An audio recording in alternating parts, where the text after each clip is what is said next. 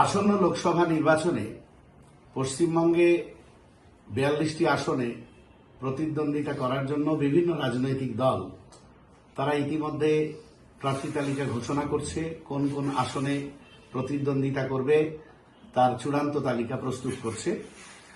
তারই প্রস্তুতিতে সাম্প্রদায়িক ফ্যাসিবাদী বিজেপিকে এই বাংলায় পরাস্ত করতে এবং দুর্নীতিগ্রস্ত এবং বিজেপির দোসর স্বৈরাচারী তৃণমূল কংগ্রেসকে পরাস্ত করতে আমরা সকলেই বদ্ধপরিকর এবং আইএসএফও এই অঙ্গীকারে অঙ্গীকারবদ্ধ।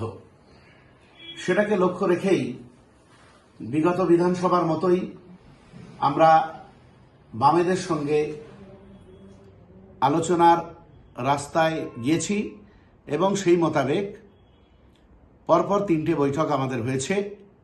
প্রথম দিকে আমরা 20টির বেশি আসনে প্রতিদ্বন্দ্বিতা করার কথা জানালেও জোট রাজনীতির স্বার্থে বিজেপি এবং তৃণমূল কংগ্রেসকে পরাস্ত করার স্বার্থে আমরা সেটা 14টা আসনে প্রতিদ্বন্দ্বিতা করার কথা জানিয়েছিলাম।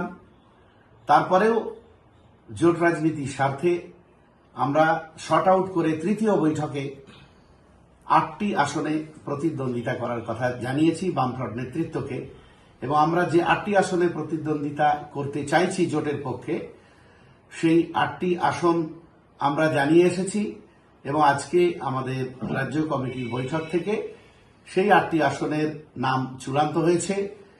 সেই 8টি আসন আমরা এখন আপনাদের সামনে জানাতে পারি যে কোন 8টি আসনে আমরা প্রতিদ্বন্দ্বিতা করব। উত্তর 24 পরগনার বারাসাত এবং বসিরহাট, এই দুটো কেন্দ্রে আমরা প্রতিদ্বন্দ্বিতা করব জোট প্রার্থী হিসাবে। দক্ষিণ 24 পরগনার মথুরাপুর এবং যাদবপুর কেন্দ্রে আমরা প্রতিদ্বন্দ্বিতা করব। হাওড়া জেলার উলুবেড়িয়া কেন্দ্রে, হুগলি জেলার শ্রীরামপুর কেন্দ্রে, মালদা জেলার মালদা দক্ষিণ কেন্দ্রে এবং মুর্শিদাবাদ জেলার মুর্শিদাবাদ কেন্দ্রে আমরা প্রতিদ্বন্দ্বিতা করছি। এই 8টি আসনের তালিকা আমরা ঘোষণা করলাম। সেই সঙ্গে আর একটা বিষয় আপনাদের জানিয়ে রাখছি, এই 8টার মধ্যে জোটের স্বার্থে যাদবপুর কেন্দ্র থেকে আমরা সরে আসতে পারি একমাত্র বামফ্রন্টের প্রার্থী যদি বিশিষ্ট আইনজীবী জনদরদী বিকাশ রঞ্জন ভট্টাচার্য প্রার্থী হন।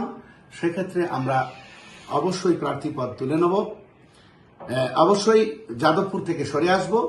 সেক্ষেত্রে পরিবর্তে বালুরঘাট, জয়নগর অথবা ঝাড়গ্রামের মধ্যে কোনো একটা আসন আমরা দাবি করব শরিক হিসাবে।